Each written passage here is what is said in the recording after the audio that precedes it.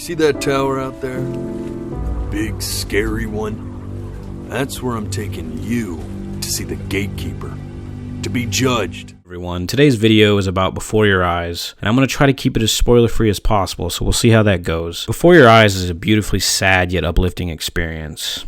And the game teaches you to enjoy every moment in life, and it shows you that it all flies by so fast. And as a father myself, I see that every single day, which makes me connect even more with the story presented in this game. And the entire game flashes before your eyes, like it says in the title, and it tracks your blinks as if it was real life, and it keeps progressing the story that way, and you can miss a lot, but it adds replayability. And it's an extremely unique gameplay style to use your camera to track your blinks to progress the story forward. And I think more games need to take that level of creativity and try to innovate on it, because it's really, really cool. And I think more games need that kind of stuff. I'm really excited to see what they do next. Anyway, you will experience a heart-wrenching story about Benjamin Brin and his made-up tale of the life he wishes he had, until in the end you are faced with the reality, which is even better than you had thought it was.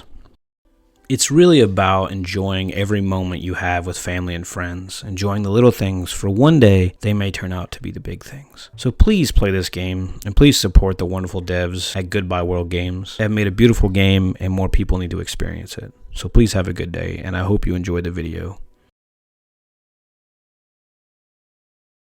Now, I've wondered if I'm just not a good enough storyteller. If I just don't have grand enough words, can't tell grand enough stories. But grand words and stories, I think they may be overrated.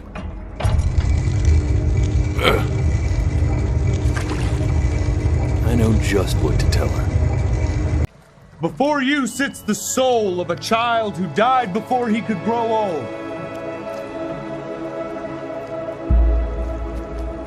That means she's ready to hear your story. No, I never told you how much I loved your story.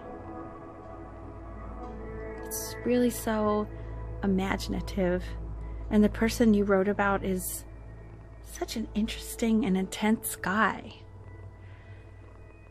My only issue was, well, I didn't like him very much. So, I wanted to read you something I wrote for you, which is about the Benny I've known for 11 years now. It's called The Great Life of Benjamin Brin.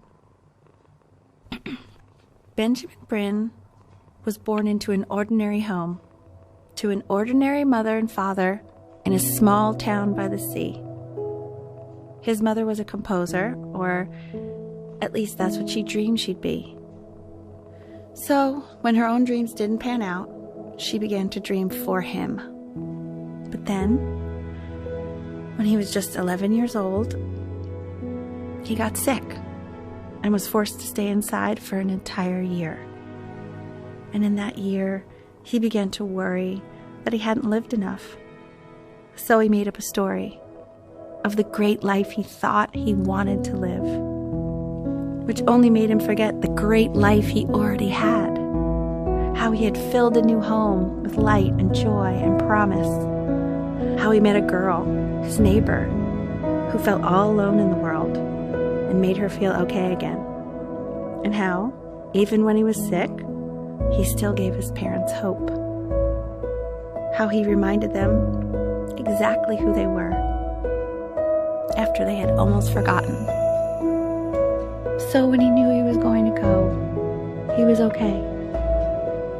Because he'd already lived a great life, a full life, and he was everything he needed to be.